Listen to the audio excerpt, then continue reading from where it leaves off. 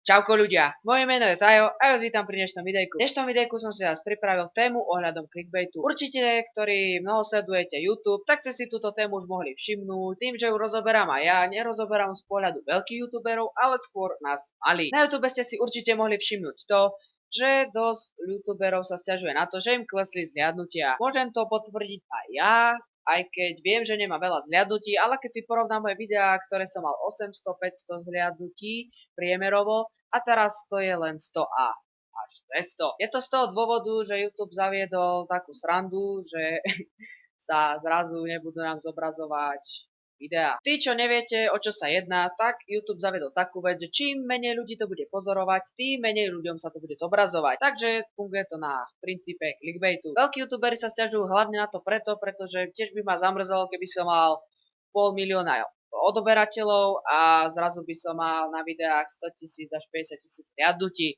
Je to celkom dosť od nich blbé. Určite tí, ktorí ma aktívne sledujete, ste si to už mohli všimnúť na mojich videách a tí, ktorí nie, tak to uvidíte teraz. Takže keď si pozrieme, toto je moje prvé úvodné video. Chápem ľudí, že najprv sa chceli pozrieť, o čom to bude, niektorých to nezaujalo, niektorých áno a tí ostali. Ďalej tu máme videá zo 600, 400, 800, 500, 800 a tak dále. No, ale keď sa pozrieme úplne hore, tak moje videá začali mať 300, 100, 200, 200, 300 priemerovo. Ja som si myslel, že robím niečo veľmi zlé, veľmi ma to mrzelo, snažil som sa pozerať, v čom robím chyby, snažil som sa pozerať zábery, ale nakoniec som dopadal k tomu, čo som na YouTube našiel, čo je ten clickbait. Tak som si povedal, že je to vlastne kvôli tomu a takto je to dosť kruté od YouTube, že malým youtuberom moc neumožňa sa zviditeľniť. Ak by ste chceli predísť tomu, že zmeškáte moje videá, tak na YouTube je taká funkcia, ktorú teraz uvidíte. Ak pozeráte aktívne svojho youtubera, ktorého máte veľmi radi a čekujete stále jeho videjka, tak pod jeho menom, keď si prihlásite odber, takže teraz kliknem ja prihlásiť na odber, sa tu zobrazí takýto zvonček, vidíte ho? Tento zvonček naň znova kliknete a vám sa tu zobrazí takáto kolónka. Upozornenie z kanálu, chcem dostávať všetky upozornenia z tohto kanála. Vy si to zakliknete, dáte si to ako uložiť a tým pádom vám budú chodiť videjka od vášho youtubera stále. Ak tak neurobíte, tak sa vám videjka nemusia zobrazovať a vy prídete o mnoho videí. Alebo sledujte moju facebookovú stránku, ktorá bude v popisku. Tam vždycky vešiam, keď vyjde hneď video a sú tam všetky novinky ohľadom YouTube a aj tancovania, takže určite čekuj, bude v popisku. Ak narážate na to, že mi ide o peniaze, tak je to úplne blbosť, pretože keby mi šlo o peniaze, tak točím veci, ktoré sa točia teraz pravidelne. Točím to preto, lebo ma to baví a určite nie kvôli peniazom. Keby mi šlo o peniaze, tak to tak vôbec není. Ide mi tu skôr toho, že sa zastávam nás menších youtuberov, pretože je to pre nás o mnoho ťažšie sa zviditeľniť a rozvíjať našom, čo nás baví, keďže čím menej ľudí na to pozerá, tak naše videá tak zanikajú. Ako sa majú mali youtuberi rozvíjať, keď im to vôbec YouTube neumožní? Kto z vás to zamrzí, keď už točíte, síce netočí veľmi dlho, ale keď si zoberiem, že už sú youtuberi, ktorí točia 3 až 4 roky a teraz im mŕte začali klesať videnia, tak vás to tiež dosť zamrzí.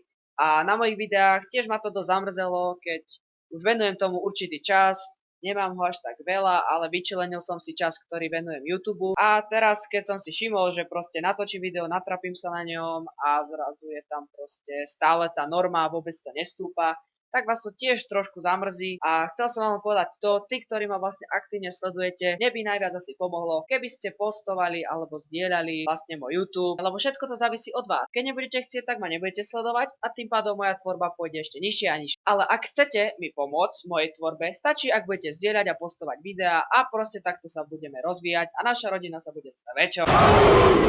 A o veľkých youtuberoch je to zase trošku iné v tom, že oni už majú z toho kvázi ich živnosť, musia z niečoho platiť byt, musia z niečoho žiť a tiež keď vám klesnú finančné príjmy, tiež to není sranda, ale točia to stále ďalej a tým vidíte, že to nerobia len kvôli peniazom. Keby to robili youtuberi kvôli peniazom, tak v momentálnej situácii tam nadrbu 10 reklam, ako to robí pán, tak by asi sa im zvýšili znova tie príjmy a bolo by to vyrovnané s tými videniami. A na záver, nech toto video není vôbec dlhé, tak vy čo si myslíte, že mám z toho nejaké nervy alebo niečo. Ide tu skôr o to, že ja sa snažím presadiť, fakt ma ten YouTube baví a zamrzí vás, keď vidíte na svojich videách vlastne tú 100 až 200, keď už ste mali na videách až 800 a tiež v rámci klesnete.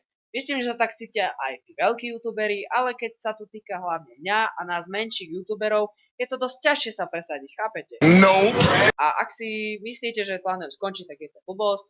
Len som vám chcel oznámiť, ako vlastne cítim túto situáciu s tým clickbaitom. A preto som vám chcel povedať, tí, ktorí ma pravidelne sledujete, pomohli by ste mi hlavne tým, že by ste zdieľali viac môj YouTube, postovali príspevky. Neberte to tak, že vás chce nahovárať a kážem vám, aby ste teraz postovali tento príspevok, aby ste toto postovali. Je to len na vás, či mi chcete pomôcť alebo nie. Fuck. Svetlo. Takže už som si svetlo nabil, aby som dotočil vôbec koniec. Toto bude pre dnešné videjko všetko. Ak sa vám takáto téma páčila, nezabudnite hodíť like. Chcel som sa len s vami podeliť s mojimi myšlienkami a čo všetko mi chodí v hlave. Nezabudnite toto videjko aj zdieľať, ak teda budete chcieť. Ak ste noví, pridajte sa ku ostatným, takže hoďte odberík. Ja sa s vami fakt lúčim a čauko. Ale v jednote si rožky kúpte.